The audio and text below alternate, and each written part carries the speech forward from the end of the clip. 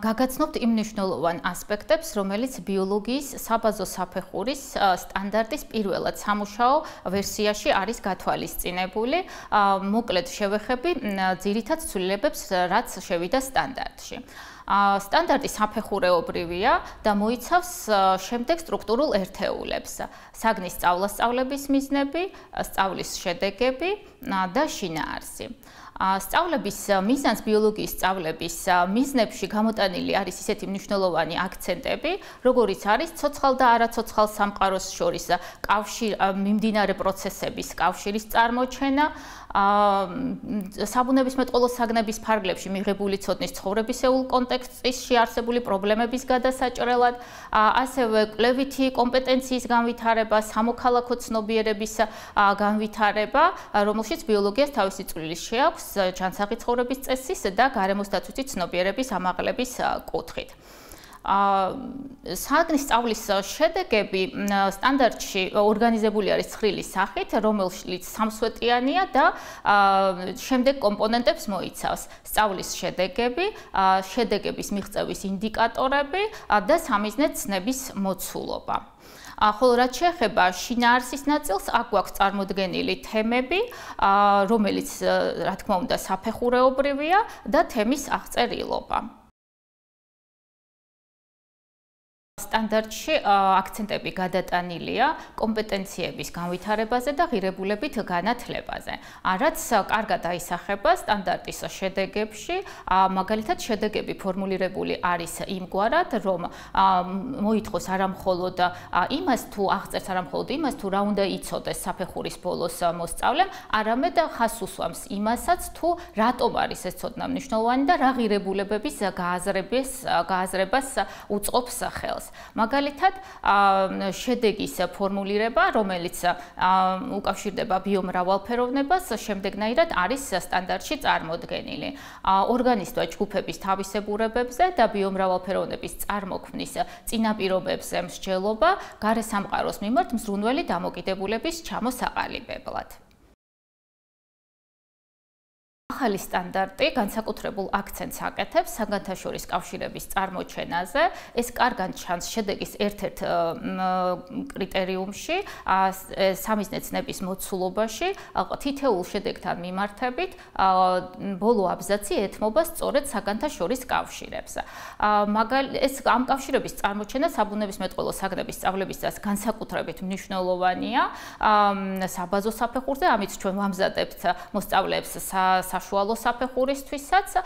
ეს ინტეგრაცია იძლევა STEM პროექტების განხორციელების საშუალებას და ძალიან მკაფიოდ გვაჩვენებს ჩანაწერი თუ რომელი საგნის, რომელ სამიზნე ცნებასთან არის ინტეგრაცია შესაძლებელი. მაგალითად, როდესაც ბიოლოგიაში ვმუშაობთ სამიზნე ცნება სტრუქტურა და ფუნქციაზე, შესაძლებელია ფიზიკიდან მატერიასთან ინტეგრაცია. სტანდარტის პირველადი ვერსია უფრო მეტად ითვალისწინებს ინკლუზიურ მიდგომებს ახლა არსებულ სტანდარტთან შედარებით. ეს გამოიხატება იმაში, რომ შედეგების მიღწევის ინდიკატორები საფეხურეობრივია.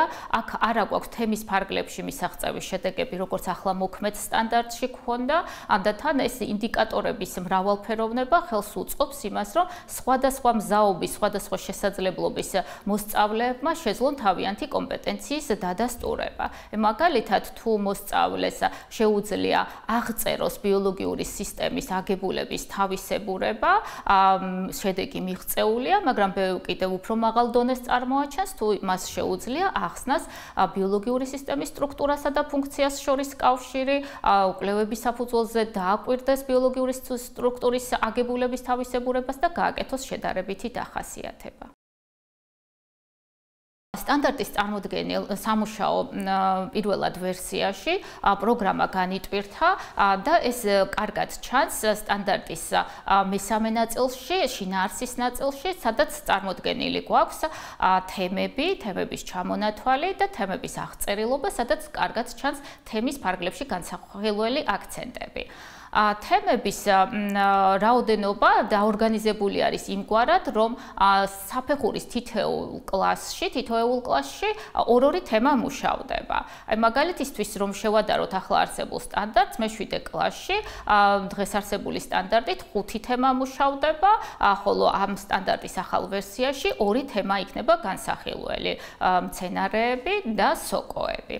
ასევე ცვლილება შევიდა საკითხებთან მიმართებითაც, ანუ განტვირთვა მოხდა საბაზო საფეხურზე და ამოტანილი იქნა ისეთი საკითხები, როგორიც არის უჯრედის მეტაბოლიზმი, არაალელურ გენთა ურთიერთქმედება და სხვა.